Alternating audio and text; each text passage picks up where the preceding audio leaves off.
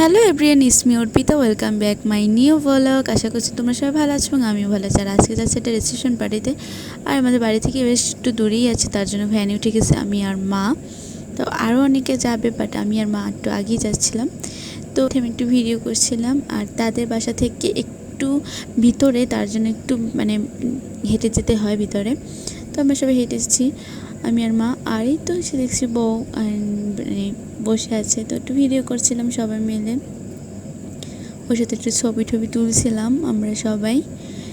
তো এই তো বউ ভাতে তো ছবি তোলো আর খাওয়া দাওয়া, এটাই হচ্ছে মেন কাজ। তো আর এই যে আমার ভাগনা মাসি দৌড়াদৌড়ি করছিল, তো আমি আবার একটু আমার ভিডিও করে নিচ্ছিলাম। আর আমাকে কেমন লাগছে অবশ্যই কমেন্ট করতে ভুলো না।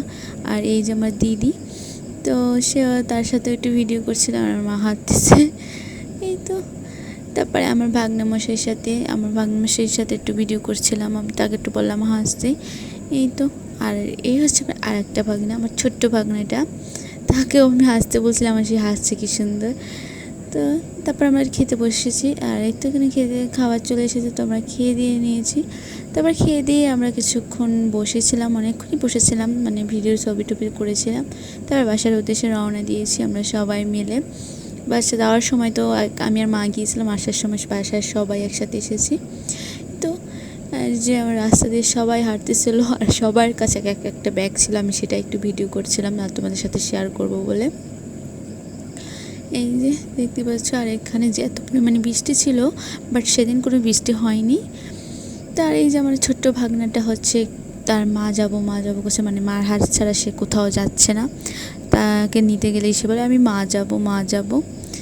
একটু ভিডিও করছিলাম আর সবাই। আর এখানে আমার বড় মা হাঁটতে হাঁটতে অনেক কষ্ট হয়ে গেছে, তার জন্য সেখানে একটা বেঞ্চ পেয়ে বসে পড়ে সেটা একটু ভিডিও করছিলাম, আর আমরা হাসাহাসি করছিলাম বলে। এই যে তারপর আমরা বাসার জন্য ভ্যানে উঠে গেছিলাম। এখান থেকে ভ্যানে যেতে হচ্ছে আমাদের বাসা 5 মিনিটের মতো লাগে, আর হেঁটে যেতে টাইম লাগে। তো আমার বাসার সামনে হয়েছে যাবো, তারপর ভ্যানে উঠবো। আর এই যে আমার একটা বড় ভাগনা মশাই, এটা হচ্ছে তার সাথে একটু ভিডিও ক্লিপস নিয়েছি, না তো সেও কষ্ট পাবে, তাই না। তারপর আমরা ভ্যানে উঠে গিয়েছিলাম। এই তো এখানে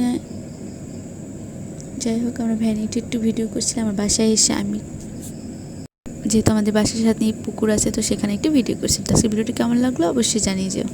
আর ভিডিওটি যদি ভালো লাগে তাহলে অবশ্যই আমার চ্যানেলটি সাবস্ক্রাইব করে যেও, আর লাইক কমেন্ট দিতে ভুলো না।